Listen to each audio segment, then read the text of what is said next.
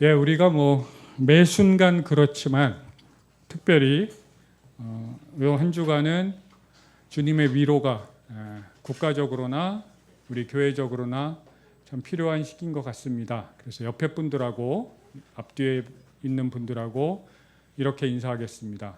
주님의 위로가 함께 하시기를 빕니다. 이렇게 인사하도록 하겠습니다.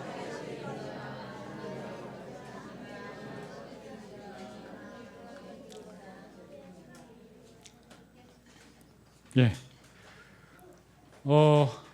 혹시 요즘 제가 실로 오랜만에 큰 은혜를 받은 영화가 하나 있어요. 뭘까요? 네, 그렇죠. 어떻게 저를 그렇게 잘 아십니까? 인사이드 아웃 2입니다. 예, 건이도 뭔가를 봤나 봐요. 예, 추임새도 좋고. 예, 인사이드 아웃 건이야 나 좀 얘기할게. 모처럼 제가 원래 영화 같은 걸 보고 눈물을 잘 안 흘리는데 울컥했어요. 근데 이제 확 울면 되는데 역시 제 속에서 어렸을 때 받은 그 교육이 아직 무의식 중에 남아 있는 것 같아요. 남자는 울면 안 돼. 그런 쓸데없는 게 저한테 개입이 돼서 막 울진 못했는데 꽤 울컥하는 작품이었습니다. 혹시 안 보신 분들이 있으면 한번 특히 내가 정서가 많이 메말라 있다 이런 분들 한번 보시면 좋겠습니다. 많이 알려져 있는 사실이지만 이 작품을 위해서 제작진은 수많은 심리학자, 뇌과학자들의 의견을 많이 참고했다고 그러지요. 예, 그 대표적인 사람 중에 데커 켈트너라는 분이 있습니다. 출판사가 이럴 때 잽싸게 이 사람하고 잽싸게 출판 계약을 맺어서 책을 따끈따끈하게 번역이 나왔습니다. 그 책 제목이 경외심입니다. 제가 관심 있는 주제라 책을 사서 아직 다 보진 못했지만 조금 훑어봤습니다. 이 저자는 20년 동안 인간 행복에 대해서 깊이 연구를 했고 수많은 강연을 통해서 행복에 대해서 강연을 했는데 그 사람이 이 책의 결론을 이렇게 내요. 내가 20년간 행복에 대해서 연구를 하고 강의를 했는데 이 한 문장으로 행복에 대해서 결론을 내릴 수 있다. 그건 뭐냐면 경외심을 더 많이 경험해라. 한번 따라해 볼까요? 경외심을 더 많이 경험해라. 행복에 대한 이 세계적인 전문가가 행복하기 원하냐? 돈을 더 많이 벌어라. 권력을 가져라. 명성을 가져라가 아니라 경외심을 더 많이 가지라는 거죠. 경외심을 사전적 의미는 이런 거죠. 우리가 이해할 수 없는 우리 경험 너머에 있는 어떤 거대한 신비를 마주했을 때 경험하는 정서라는 거죠. 우리가 알 수 없는, 우리가 잡을 수도 없고 언어로 표현할 수 없는 거대한 신비를 마주했을 때 우린 그런 것들을 경험하죠. 그리고 그건 일상 어디에서나 사실 경험할 수 있다. 경외심을 가질 수 있는 눈, 마음이 있다면 돈이 없어도 때로는 시간이 없어도 우리는 사실 둘 다 없잖아요. 보통 돈이 있으면 시간이 없고 그런데 우리는 다 없죠. 그리고 화석 연료를 태우지 않아도 우리가 이제 오늘부터 새로운 생태 캠페인을 하는데 영상을 하나 봐도 이렇게 환경에 영향을 주네요. 그러니까 이제 영상조차도 함부로 보면 안 되는 그런 시대인 것 같아요. 화석 연료를 태우지 않아도 우리는 경외감을 경험할 수 있다는 거죠. 그래서 이 저자가 이 책의 중반부에서 이렇게 얘기해요. 이 책의 주인공 이름 혹시 알아요? 그 소녀? 라일리. 우리 서하가 좀 아는 것 같아. 라일리라는 소녀가 그래서 이 저자가 이렇게 말해요. 인사이드 아웃의 속편이 또 나오면 다음번에는 이 소녀가 이 주인공이 경외감이라는 감정을 정서를 좀 경험할 수 있지 않겠느냐. 그럼 너무 재밌을 것 같아요. 3가 이렇게 나왔으면 좋겠다는 생각을 합니다. 저는 그 경외감이라는 감정이 우리가 늘 관심 있게 생각하는 주제, 영성의 한 부분이라고 생각합니다.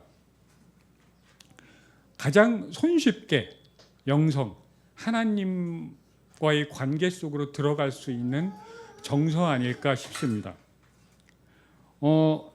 오늘 시편 8편은 여러분 되게 유명한 구절이죠. 그래서 이 시편의 저자로 알려져 있는 다윗은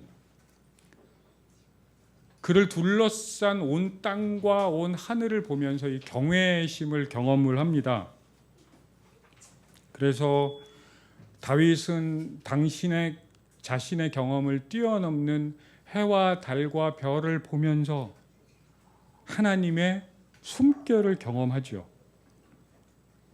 그리고 다윗은 그 어마어마한 그 손가락으로 하늘을 만들고 별과 달을 만드는 그분이 자기처럼 보잘것없는 인간을 엄청 대단하다고 생각하는, 그래서 왜 나를 이렇게까지 기억하십니까? 라고 하나님께 기도하면서 오늘 이 시를 전개해 갑니다.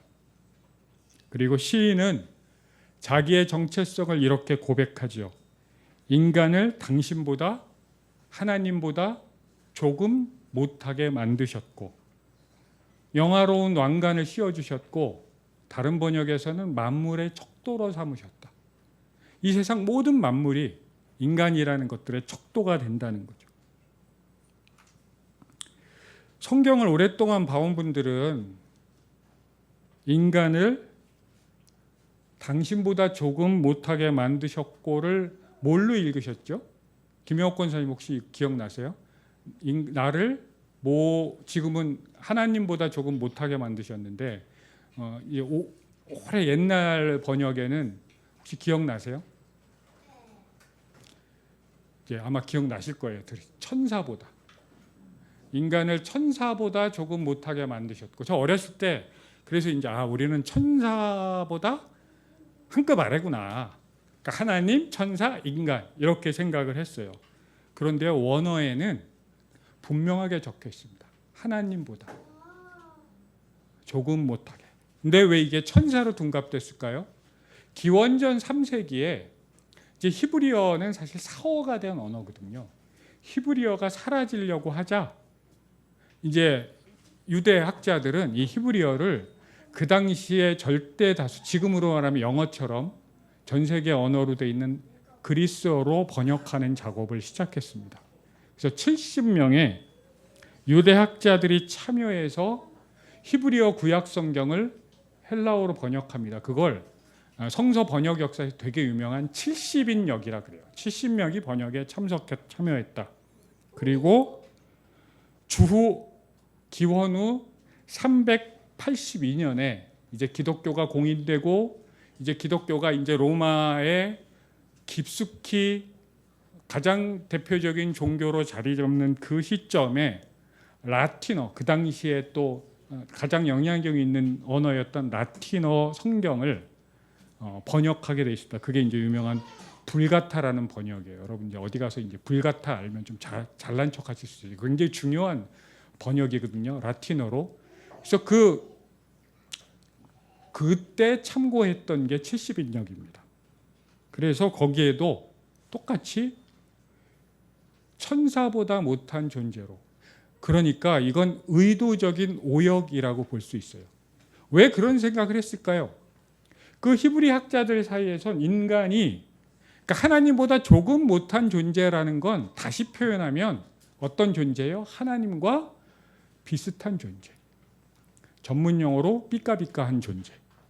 하나님과 비슷한 존재라고 번역을 했습니다. 그리고 이제 중세가 시작하는 그 시점에서도 그들 역시 철저하게 헬레니즘의 영향을 받았던 그 사람들이 하나님하고 인간이 비슷하다는 건 좀 말이 안 된다라는 생각을 하고 천사보다 못한 존재라고 다시 번역을 똑같이 하지요.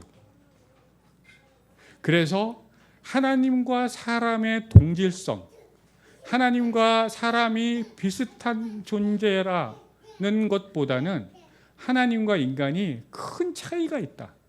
하나님과 인간 사이에는 거대한 질적 차이가 있다라는 것들을 더 강조하는 쪽으로 성서 번역이 이루어졌습니다. 그래서 인간을 이렇게 정의하죠. 여러분, 우리 뼛속 깊숙이 들어가 있는 전제. 인간은 뭐예요? 죄인이다. 인간은 죄인이다라는 거죠.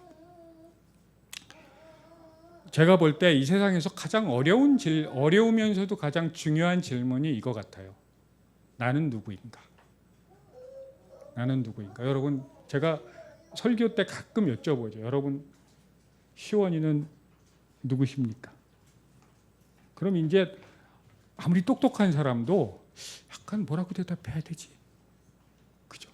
이게 수많은 철학의, 신학의, 인문학의, 심리학의 핵심적인 주제이기도 해요.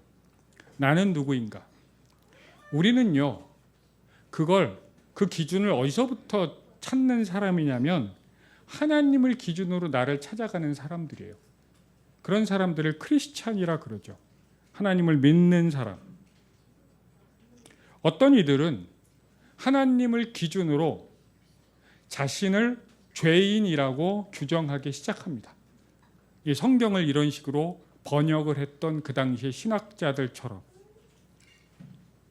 그런데 이 시편을 원래 썼던 그 시편의 기자는, 그리고 다행히 지금 우리 손에 들려있는 성서는 하나님보다 조금 못한 존재로 다시 바로 잡았습니다.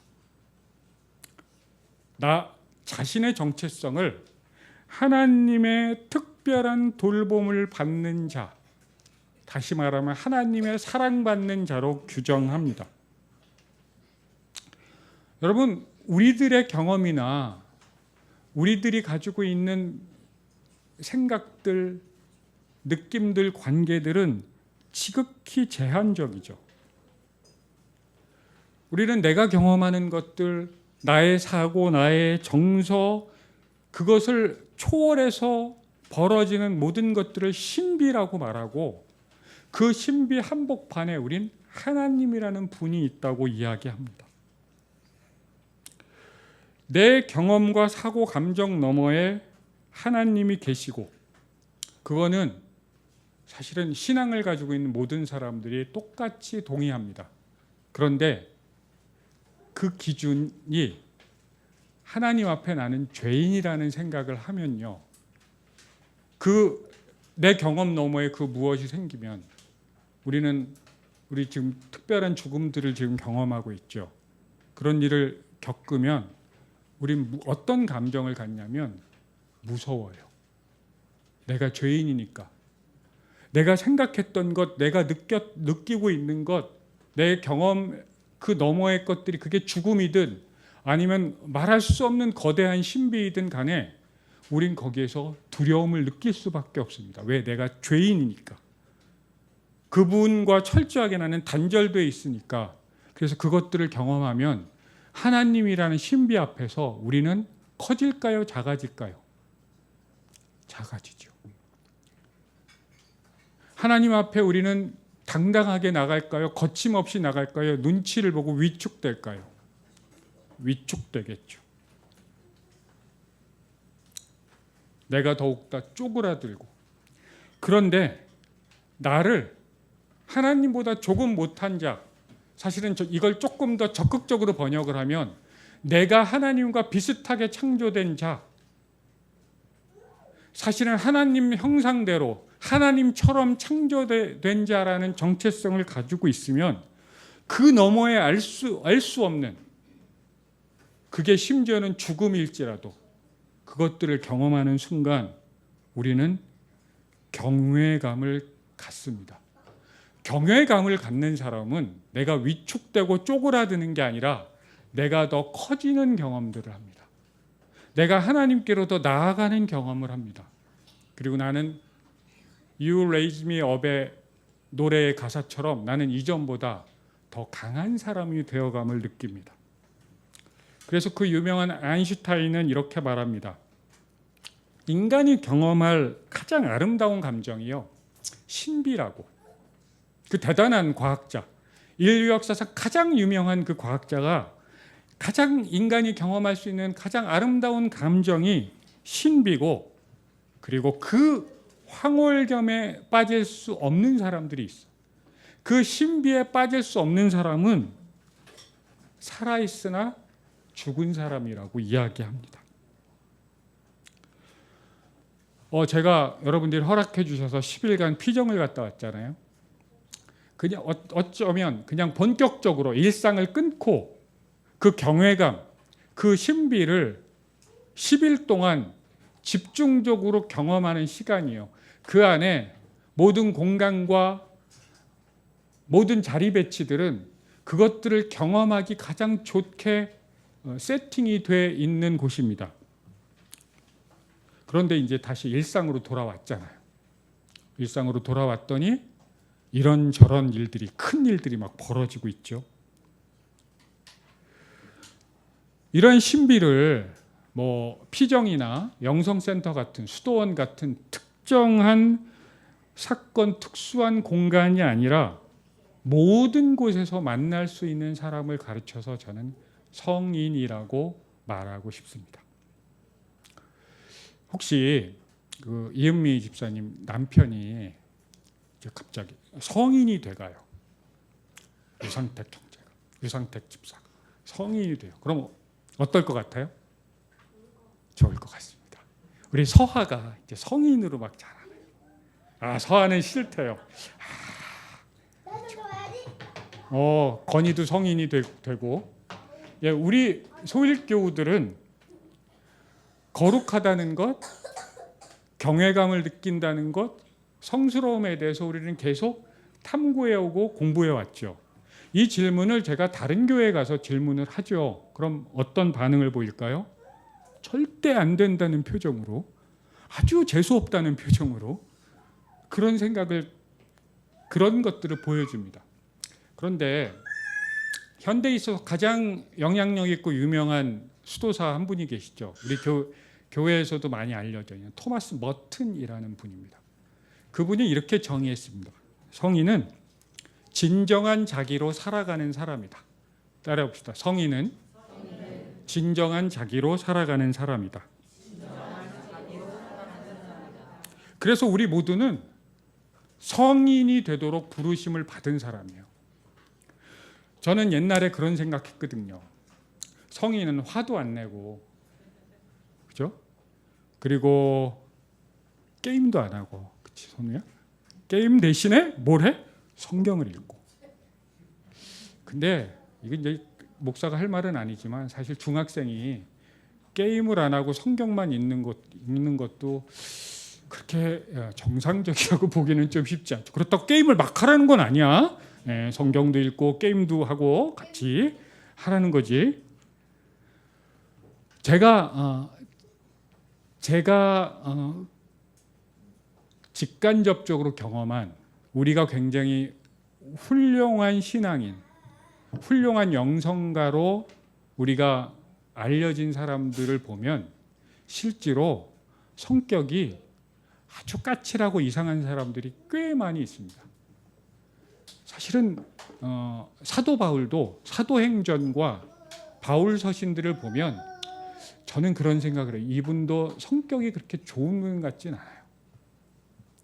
그리고 마더 테레사를 이제 이렇게 경험했던 분, 우리 소일 낮춤 강연 1호 강연자가 조병준 신이라고, 우리나라에서 캘커타 그 자원봉사 경험을 제일 오래 했던 그분 얘기를 듣거나 마더 테레사에 대한 문헌들을 봐도 좀 별난 분이에요. 화도 내고 어떤 그런 것들이 벌어지죠. 성인은 어떤 감정을 느끼지 않는 사람이 아니라 자기 모습 그대로 진정한 자신을 향해서 계속 성장해 가는 사람입니다. 미국 심리학의 아버지라고 불리는 윌리엄 제임스는 그래서 성자성에 대해서 이렇게 말해요. 성자다움이 뭐냐? 기존의 세계보다 더 크고 더 높은 어떤 초월적 실체가 확실히 존재한다는 그 느낌, 그게 성자성이라는 거예요. 이전엔 부정적 삶의 태도를 가졌는데 굉장히 나와 다른 사람과 온 우주와 조화와 일치를 이루는 긍정적 삶의 태도, 이런 것들이 성자다움이라는 거예요. 그래서 이전에 찾아볼 수 없는 용기와 자유, 그리고 어떤 차가움이 아니라 따뜻함 속에서 신을 향해서 복종해가는 마음, 자발적으로 복종해가는 마음, 두려움이 아니라, 이 모든 것들이 성자성이라는 거죠. 그러니까 우리 모두는 그 성자다움을 향해서 나가도록 초대받은 사람이에요. 특정한 수도사가 아니어도, 성직자가 아니어도, 내가 하는 일이 S그룹에서 실적을 올리기 위해서 열심히 머리 싸매고 일을 하든, 커피를 내리든, 아이들을 가르치든, 어떤 일을 하든 간에 이런 삶으로 초대되었다는 거죠. 그런데 문제는 우리 삶에 캄캄한 어두움이 찾아온다는 겁니다. 그리고 큰 풍랑이 우리를 갑자기 습격하지요. 우린 지금 두 개의 장례와 오늘 아침에 더 마주하게 됐죠. 우리 갑자기 노영신 목사님 어머님 돌아가셔서 여기에 계신 거의 대다수의 분들이 함께 어제 위로 예배도 참여하셨는데, 오늘 아침에 또 조수경 집사님께 연락을 받았습니다. 시어머니께서 꽤 연세가 되셨, 95세인가 제가 그렇게 들었는데 돌아가셨다고. 그래서 제가 오늘 아침에 통화를 했는데 연락을 드려야 되나 말아야 되나 고민을 하다가 그래도 연락은 드려야 될 것 같다고. 그래서 당연히 연락을 주셔야죠. 그런 일들을 우린 경험합니다. 아무리 연세가 드셨어도 한 생명이 사라지는 건 한 세계가 사라지는 것이고, 어떤 슬픔으로도 녹여낼 수 없는 그런 커다란 경험이죠. 우리는 인생이라는 건 캄캄한 밤에 바다처럼 큰 호수에서, 이 오늘 복음서의 제자들처럼 그 한복판에 배가 떠 있고 폭풍이 그렇게 불고 바람이 부는 그 밤이면 아마 달도 별도 보이지 않는 그런 환경 아니었겠습니까? 아마 칠흑 같은 어둠이었을 겁니다. 맞바람이 분다는 표현을 합니다. 그걸 역풍이라 그러잖아요. 역풍.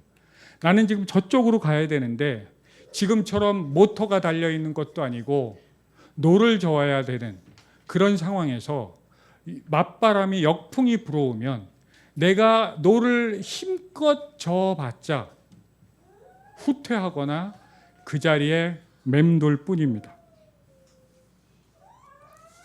건너편으로 가야 하는데,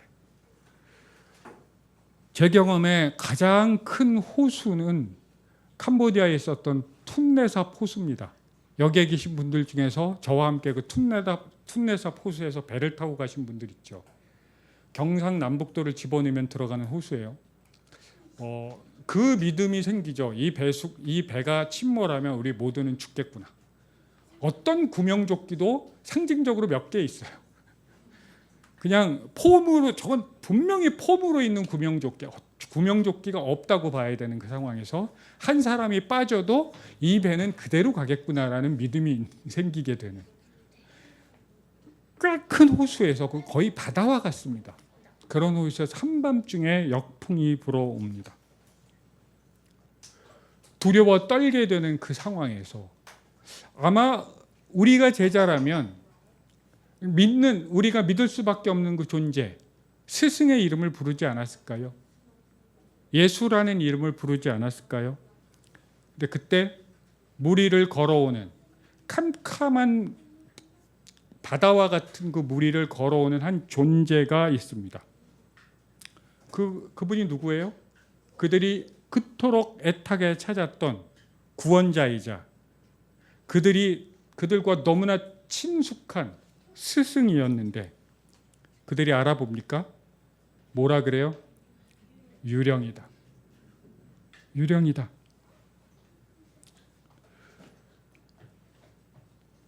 내가 그토록 찾았고 지금 그 역풍에서 벗어날 수 있는 유일한 존재인 그분이 왔는데 그들은 그 예수를 알아보지 못하고 유령이라고 합니다. 그리고 그들은 최선을 다했을 거예요. 아마 노를 모두가 달라붙어서 저었을지도 모릅니다. 열심히 최선을 다해서. 저는 어렸을 때부터 이런 얘기를 참 많이 듣고 자랐습니다. 여러분들도 그랬을 거예요. 열심히 살아라. 최선을 다해서 살아라.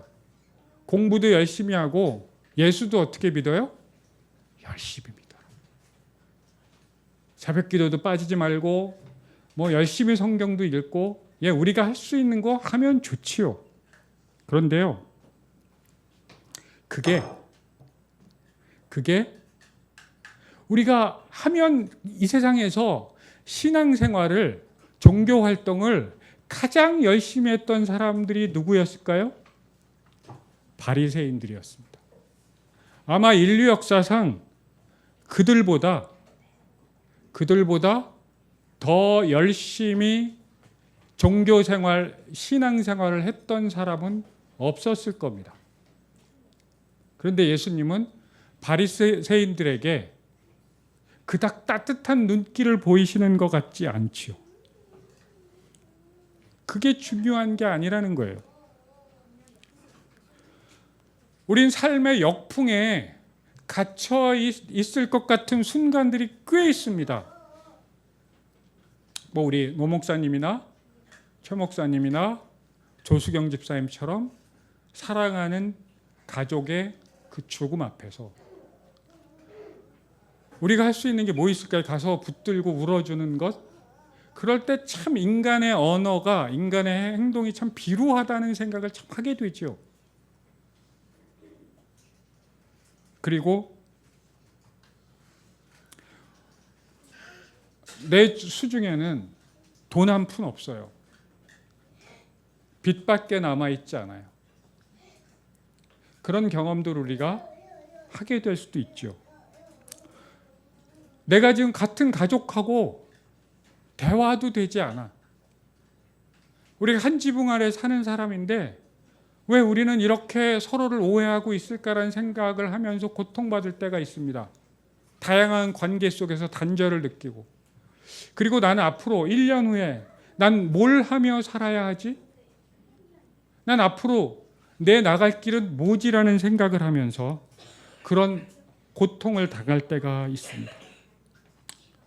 이런 기도문이 있습니다. 제가 기도문 하나를 읽어드릴 테니까 한번 잘 들어보세요. 오 멀리 계신 주님, 얼마나 오래 저를 떠나 계실 겁니까? 저는 주님을 간절히 바라나 주님은 저를 원하지 않으십니다. 지옥이 이와 같을 겁니다.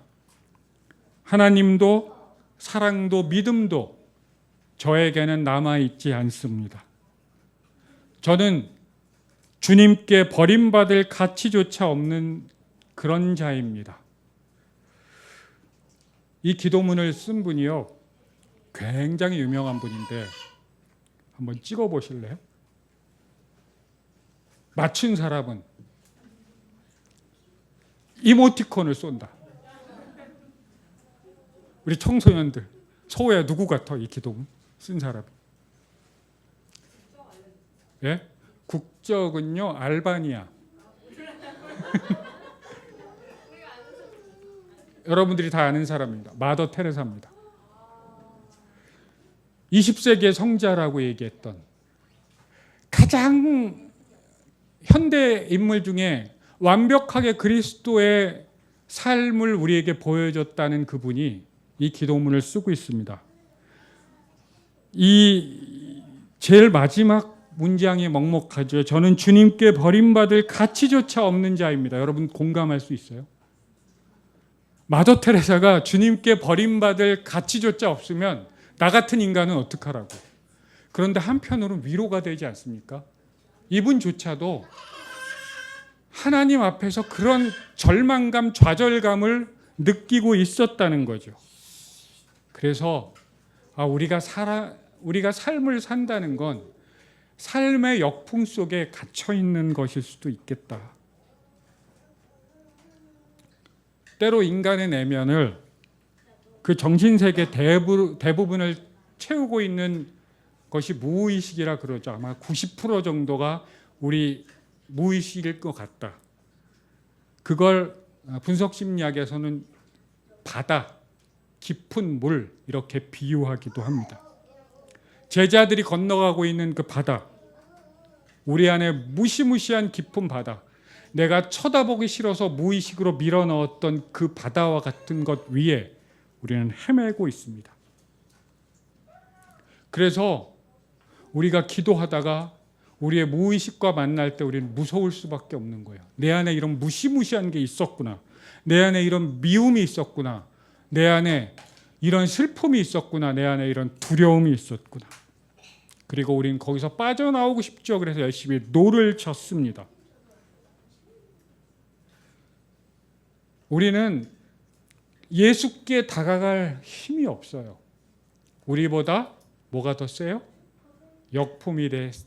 역풍과 그 어두움이 더 센 것 같아요. 죽음이 우리를 집어삼키는 것 같아요. 두려움이 우리보다 훨씬 거대한 것 같아요. 그래서 그분께서 우리에게 오십니다. 예수께서 물 위를 걸어서 그 깊은 바다, 그 어둠을 뚫고 우리에게 오십니다. 문제는 우리가 그 예수를 예수로 알아보지 못하고 우리의 삶을 구원할 분으로 알아보지 못하고 뭐로 알아봐요? 유령으로 알아본다는 거예요. 그러니까 우리는요, 겁에 질려 있는 거예요. 우리가 곧 일주일에 몽골을 가죠. 많은 분들이. 근데 동물 중에서 몽골 가면 이제 몽골을 상징하는 동물 중에 하나가 말이죠. 말 뒤에 절대로 가면 안 된다 그러잖아요. 왜냐하면 말은 시야가 좁거든요. 자기 시야 밖에서 벌어지는 소리는 너무 무서워서 그 방시야가 아니라 그냥 시야. 그래서 뒷발질을 한다는 겁에 잔뜩 질려 있는 짐승. 어쩌면 우리도 겁에 잔뜩 질려 있는 사람일 수 있습니다. 그 예수님이 우리에게 찾아오셔서 이렇게 얘기합니다. 한번 따라해 볼래요? 여러분 가슴에 손을 한번 얹어 보실래요? 그래서 마치 예수님이 나에게 소리를 들려주시는 것처럼 안심해라. 나야. 두려워 마라. 매 순간 예수님은 우리에게 찾아오셔서 어둠을 뚫고 풍랑을 뚫고 역풍을 뚫고 우리가 도저히 건너갈 수 없는 그 땅 저편에서 예수님은 우리에게 오셔서 우리에게 이렇게 말씀하시는 거예요. 나는 유령이 아니야. 두려워 마. 안심해 얘야. 겁낼 것 없어. 나야 나. 그리고 예수님의 그 음성을 들은 사람은 이런 건방지기 짝이 없는 이야기를 하게 됩니다. 나도 당신처럼 물 위를 걷고 싶어요. 예수님 뭐라 그러세요? 주제 파악을 해라가 아니라 어서 와. 예수님은 사실은 이 대답을 유도하시지 않으셨을까요? 우리 입에서 나도 당신처럼 따라해 봅시다. 나도 당신처럼 물 위를 걷고 싶어요. 마치 시편의 다윗이 이렇게 고백했던 것처럼 나를 하나님보다 조금 못한 존재로 만드셨군요. 나와 함께 물 위를 걷자.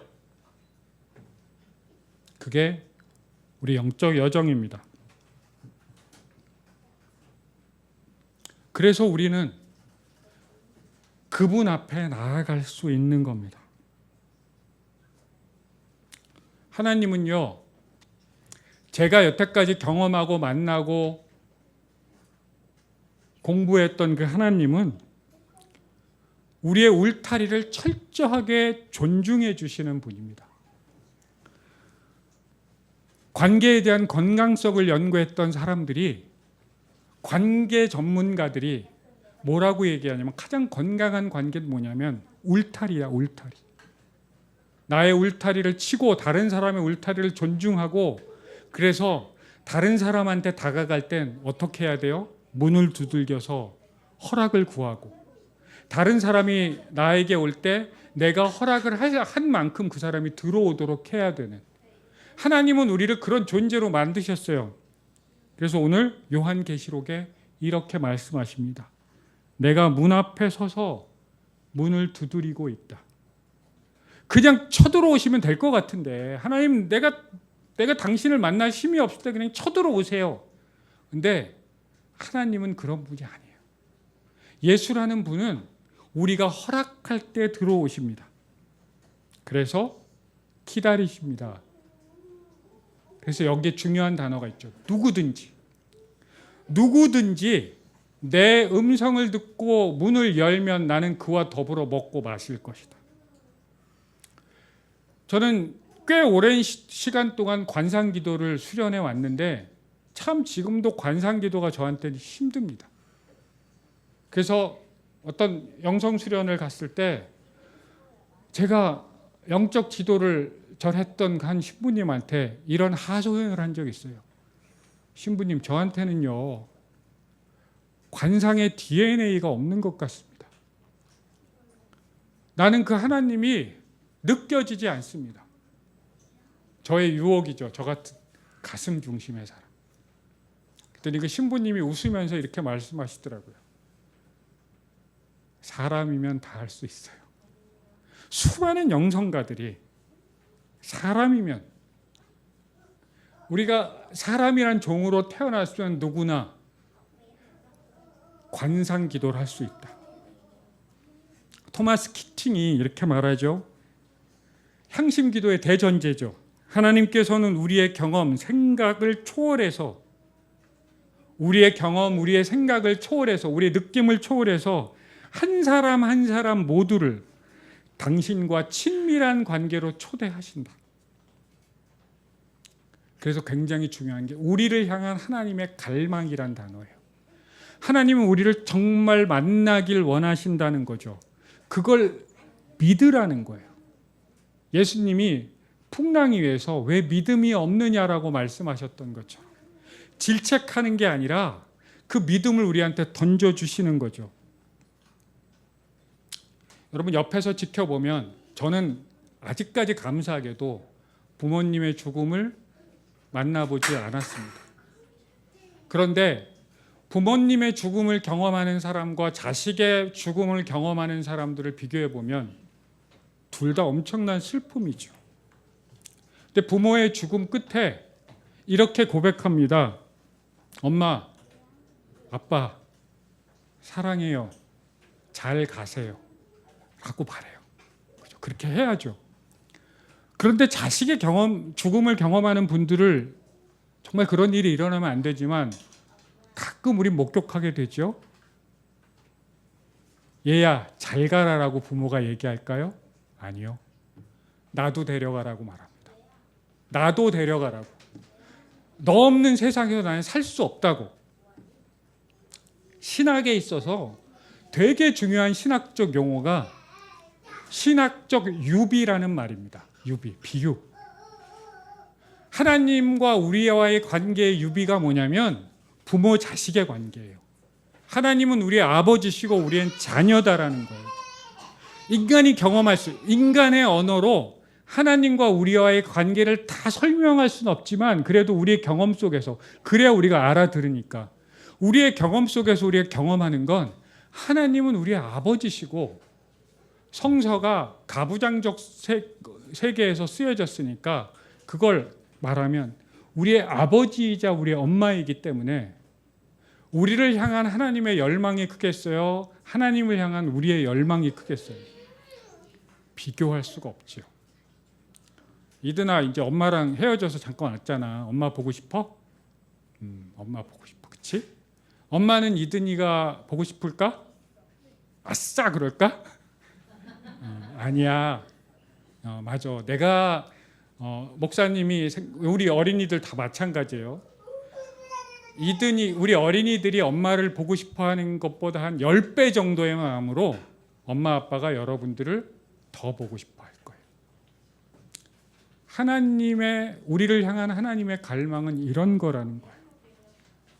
우리는 풍랑 속에 사로잡혀서 찾아오시는 하나님을 맞아들이는 게 아니라 겁을 냅니다.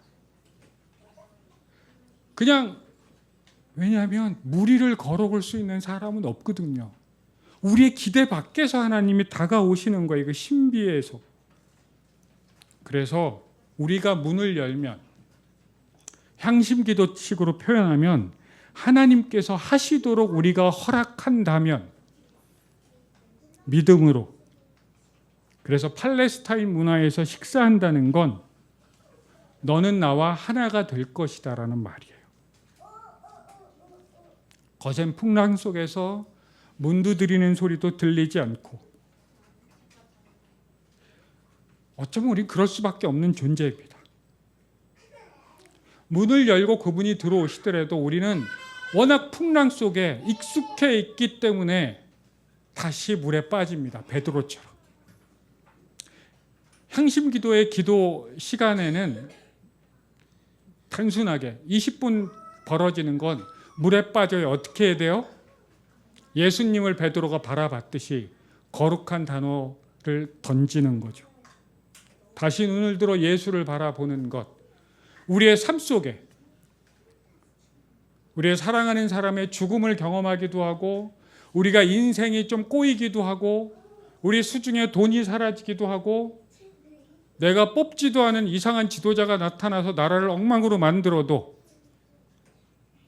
그래서 우리가 흠뻑 졌더라도 우리는 다시 뭘 해야 된다? 하나님이 나를 버린 것 같구나. 나는 하나님한테 버림받을 자격조차 없는 사람이구나라고 고백을 하더라도 괜찮습니다. 마더 테레사도 그런 기도를 했으니까. 그런 고백을 하더라도 그 후에 우리는 뭘 쳐다봐야 돼요? 그 기도를 하는 것 자체가 우린 그 예수를 바라보는 거죠. 우리는 우리의 삶으로 우리의 자서전을 써내려가고 있죠. 모든 사람은 한 권의 책이라 그러잖아요. 이제 그 자서전 한복판에 누가 계시느냐? 예수가 계십니다. 하나님보다 조금 못한 존재, 하나님과 비슷한 존재, 하나님 같은 존재로 우리를 부르십니다. 그래서 우리 모두의 자서전은 성인전이 되는 거예요. 내가 대단하게 성스럽게 사는 사람이 아니어도 우리는 그 물 위를 걷는 예수를 맞아들이고 함께 그분을 바라보면서 풍랑 위를 걸어갈 수 있습니다.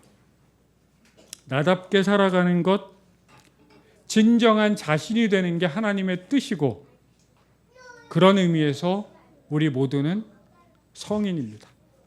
함께 기도하겠습니다.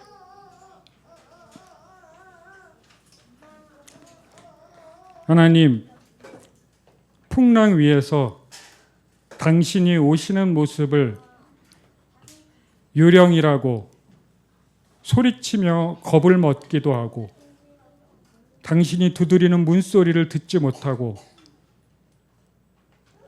문을 걸어 잠그고 불안과 두려움에 떠는 연약한 우리들입니다. 하나님, 눈을 들어 당신을 바라보게 하시고